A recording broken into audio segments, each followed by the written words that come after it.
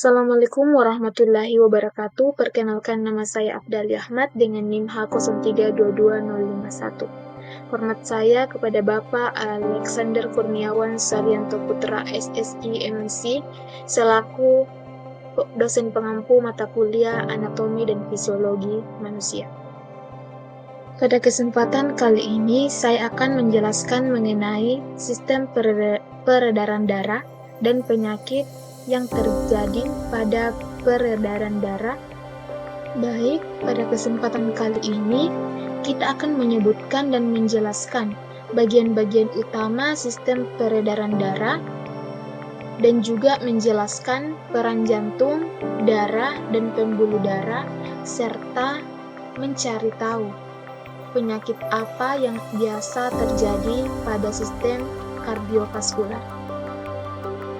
Sistem peredaran darah pada manusia ini mempunyai fungsi untuk mengangkut darah oksigen dan nutrisi ke seluruh tubuh.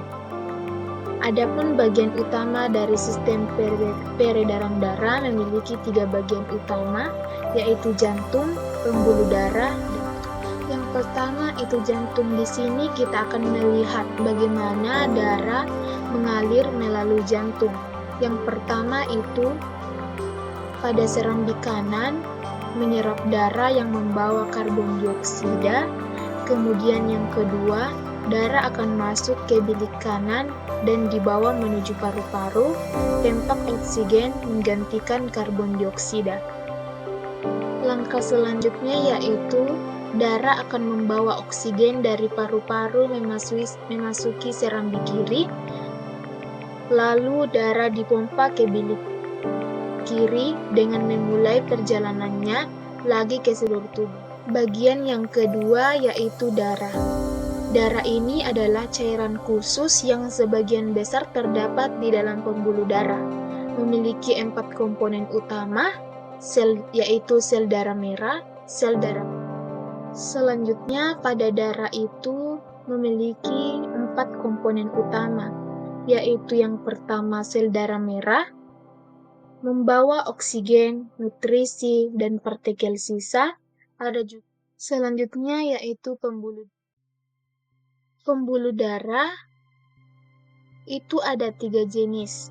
Yang pertama itu ada arteri, memiliki dinding paling tebal di antara ketiganya yang memungkinkannya menahan tekanan tinggi yang dihasilkan oleh jantung.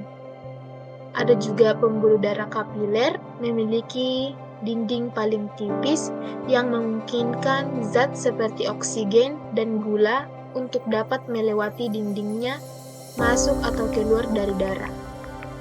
Yang ketiga itu ada vena, tidak terlalu berotot dan elastis dibandingkan dengan arteri, sehingga darah dapat mengalir melaluinya dengan tekanan yang rendah.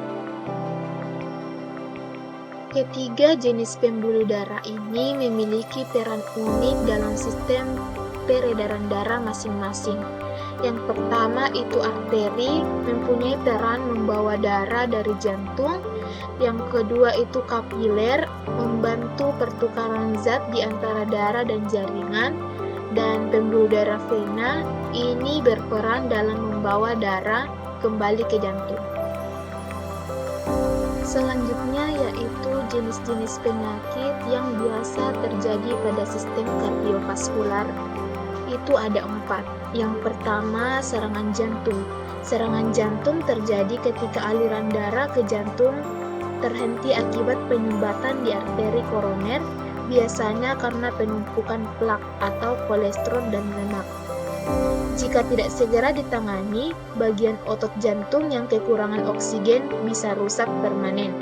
Gejala yang muncul bisa nyeri pada dada, sesak napas, mual, muntah, dan lemas. Penyebab utamanya adalah kolesterol tinggi, hipertensi, diabetes, merokok, dan obesitas. Penyakit yang kedua yaitu stroke. Ini terjadi ketika aliran darah ke otak terganggu, menyebabkan sel-sel otak mati karena kekurangan oksigen. Gejala yang muncul biasanya wajah menurun di satu sisi, lengan sulit digerakkan, bicara tidak jelas. Penyebab utamanya adalah kolesterol tinggi, merokok, dan obesitas. Penyakit yang ketiga itu adalah hipertensi. Ini terjadi ketika tekanan darah di arteri terlalu tinggi dalam jangka waktu lama, meningkatkan risiko serangan jantung, stroke, dan gagal ginjal. Gejala yang biasanya muncul seringkali tidak bergejala. Jika parah, bisa menyebabkan pusing, mimisan, dan sakit kepala. Penyebab utamanya adalah pola makan tinggi garam, stres, dan faktor genetik lainnya. Penyakit yang keempat itu ada aterosklerosis, adalah pengerasan dan penyempitan pembuluh darah akibat penumpukan plak lemak di dinding arteri.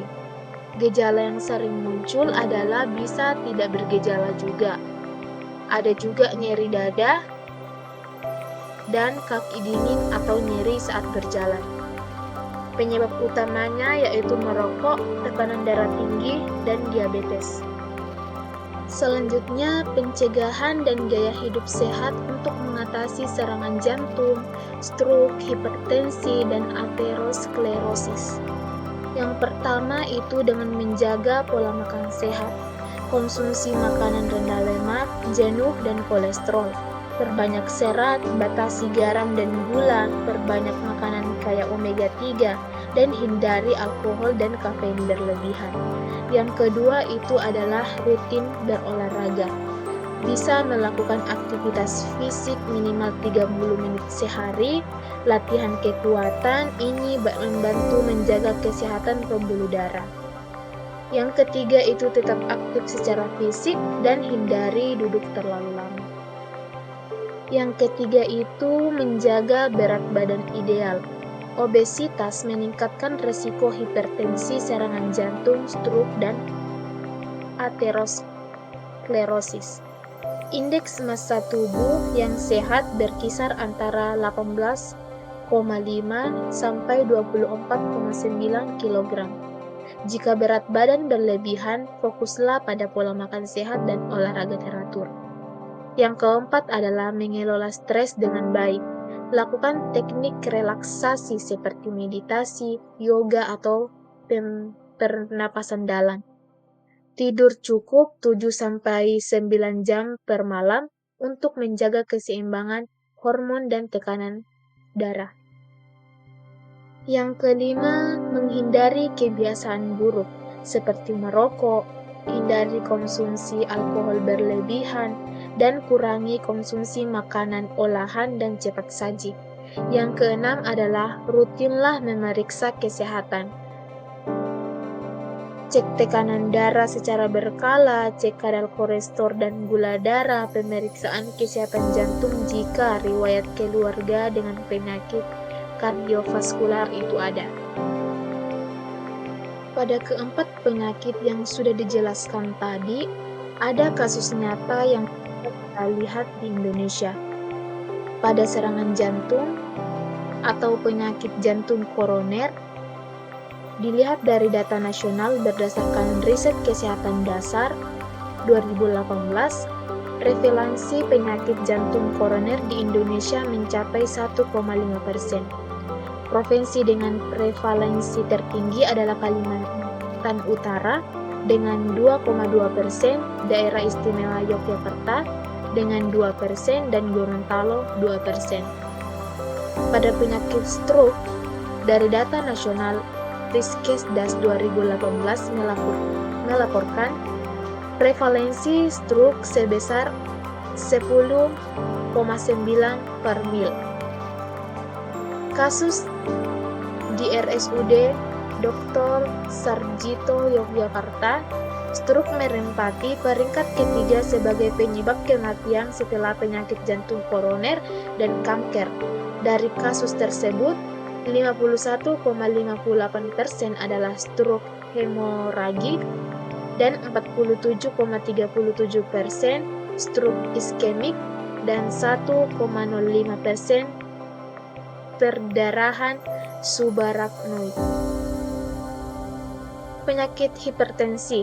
Berdasarkan data nasional, prevalensi hipertensi meningkat dari 25,8% pada tahun 2013 menjadi 34,1% pada 2018. Pada penyakit aterosklerosis, berdasarkan data epidemiologi, aterosklerosis seringkali terkait dengan penyakit kardiovaskular dan cerebrovaskular seperti stroke. Itu saja yang dapat saya sampaikan pada kesempatan kali ini. Lebih dan kurangnya mohon dimaafkan. Wassalamualaikum warahmatullahi wabarakatuh. Terima kasih.